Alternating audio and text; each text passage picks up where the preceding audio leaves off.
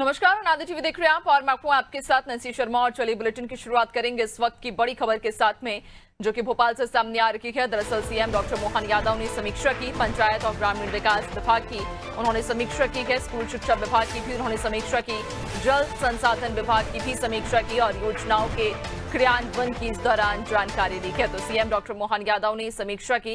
दरअसल पंचायत और ग्रामीण विकास विभाग की उन्होंने समीक्षा की, इसके साथ ही स्कूल शिक्षा विभाग की भी समीक्षा की, तो वहीं जल संसाधन विभाग की समीक्षा की, साथ ही साथ उन्होंने योजनाओं के क्रियान्वयन की भी जानकारी ली है। तो आपको बताते चलें कि समीक्षा बैठक आज की गई, जहां मुख्यमंत्री डॉक्टर मोहन यादव ने पंचायत और ग्रामीण विकास विभाग की समीक्षा की। इसके अलावा स्कूल शिक्षा विभाग और जल संसाधन विभाग की भी समीक्षा की। ज्यादा जानकारी लेंगे, हमारे साथ पॉलिटिकल एडिटर मनोज सर जुड़ चुके हैं। सर, आज सीएम डॉक्टर मोहन यादव ने समीक्षा की है न सिर्फ पंचायत और ग्रामीण विकास विभाग की, बल्कि इसके अलावा स्कूल शिक्षा विभाग और जल संसाधन विभाग की भी उन्होंने समीक्षा की।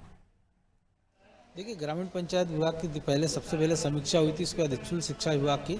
और जब हम बात कर रहे हैं तो इस समय जल संसाधन विभाग की समीक्षा बैठक चल रही है, जिसमें मुख्यमंत्री के साथ साथ चीफ सेक्रेटरी अनुराग जैन है, विभाग के मंत्री तुलसी सिलावट हैं, SES राजेश राजूरा, तमाम सारे अधिकारी बैठे हैं और विधानसभा के एक कक्ष में ये बैठक चल रही है।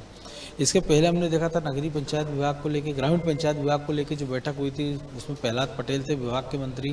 लगभग 1 घंटे समीक्षा बैठक चली थी, जिसमें मंत्री ने अपनी बातें रखी थी, जो विभाग में नवाचार हो रहे हैं उसके बारे में बातें की गई थी और उसमें मुख्यमंत्री ने अपनी तरफ से सुझाव भी दिए थे। उसके बाद जो दूसरी बैठक हुई थी स्कूल शिक्षा विभाग की, चूँकि खुद भी शिक्षा मंत्री रह चुके हैं डॉक्टर मोहन यादव पिछली शिवराज सरकार में, तो तमाम सारी बातें निकल कर आई। तो उन्होंने अपनी समीक्षा में खासतौर से कहा कि जो नई शिक्षा नीति के प्रावधान के हैं, उसमें मध्य प्रदेश में 12 स्थानीय भाषाओं शिक्षा व्यवस्था के प्रयास किए जा रहे हैं।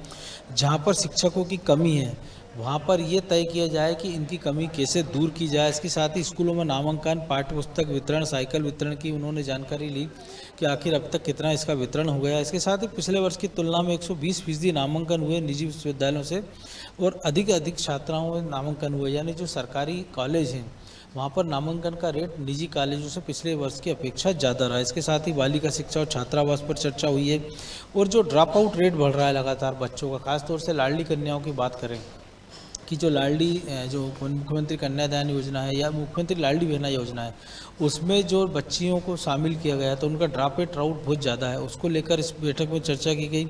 इसके साथ ही प्राथमिक और माध्यमिक स्तर के स्कूलों में जो कुछ कमियां हैं, कहीं टॉयलेट नहीं है, कहीं छत नहीं है, कहीं थोड़ा इंफ्रास्ट्रक्चर पर्याप्त नहीं है, इसको लेकर इस बैठक में मुख्यमंत्री ने अपनी तरफ से सुझाव दिए और ये कहा गया कि जो आवश्यक रूप से मरम्मत हो वो करवा ली जाए। क्योंकि कई जगह से खबरें आई थी बारिश के बाद जब स्कूल शुरू हुए थे कि इंफ्रास्ट्रक्चर ठीक नहीं है, बिल्डिंगें जर्जर हो गई है, मैदान अच्छे नहीं है, टॉयलेट की कमी है।